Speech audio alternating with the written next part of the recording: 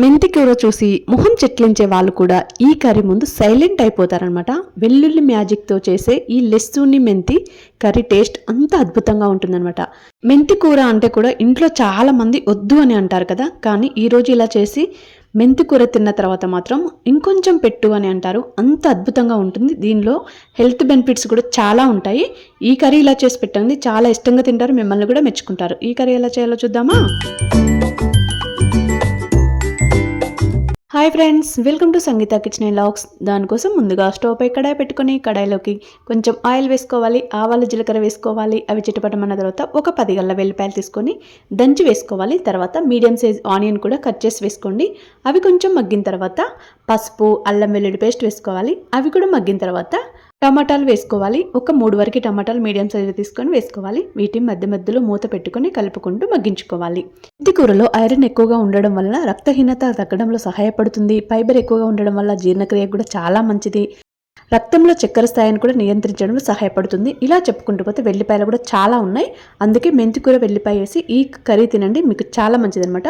చూసారు కదా, ఇక్కడ మెంతి కూర కూడా వేసుకొని దీన్ని కూడా మధ్య మధ్యలో కలుపుకుంటూ మగ్గించుకోవాలి. ఇది ఇలా మగ్గిన తర్వాత ఒక 2 స్పూన్ల వరకు కారం వేసుకోవాలి. అలాగే కొంచెం కల్లుప్పు వేసుకోవాలి.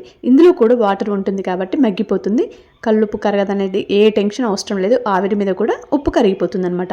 చూసారు కదా, దీన్ని ఇలా మగ్గించుకోవాలి. వెల్లిపాయ కూడా హెల్త్కి చాలా మంచిది, మెంతి కూర కూడా చాలా మంచిది. రెండింటి కాంబినేషన్ తోటి హెల్త్ బెనిఫిట్స్ చాలా ఉంటాయి. అందుకే పిల్లల నుంచి పెద్దవాళ్ళ వరకు ఈ కర్రీ చాలా ఇష్టంగా తింటారనమాట. టేస్ట్ కూడా మనకు కొంచెం కూడా చేదనిపించదు అనమాట. అంత బాగుంటుంది, అద్భుతంగా ఉంటుంది. ఇలా మూత పెట్టుకొని మధ్య మధ్యలో కలుపుకుంటూ ఉడికించుకోవాలన్నమాట. మెంతి కూరని చేదు లేకుండా ఇంత అద్భుతంగా తయారు చేసే సీక్రెట్ ఇంగ్రీడియంట్ ఏంటో తెలుసా?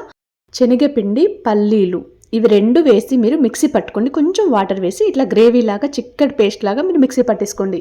దీంతోటే కర్రీ మాత్రం అద్భుతంగా ఉంటుంది. మీకు నచ్చితే కాజు కూడా వేసుకోండి. అసలు ఈ కర్రీ మీరు మెంతి కూరతో చేశానని చెప్తే ఎవరికైనా చెప్పండి పెట్టి, అసలు నమ్మరబ్బా, అంత బాగుంటుంది అనమాట. వాళ్ళకి ఏదైనా ఫేవరెట్ కర్రీ ఉందనుకోండి, ఆకుకూరలు, ఆ ఆకుకూరతోటే చేశాను అని చెప్పండి, ఇట్లే నమ్మేస్తారు.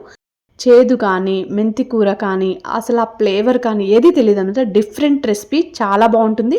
మీరు ట్రై చేసి తిన్న తర్వాత నాకు ఎలా ఉందని కామెంట్ చేయండి. వీడియోని ఎక్కడ స్కిప్ చేయకండి. స్కిప్ చేయడం వల్ల నాకు అసలు ఉపయోగం ఉండదు, మీకు చూసినా అర్థం కాదనమాట.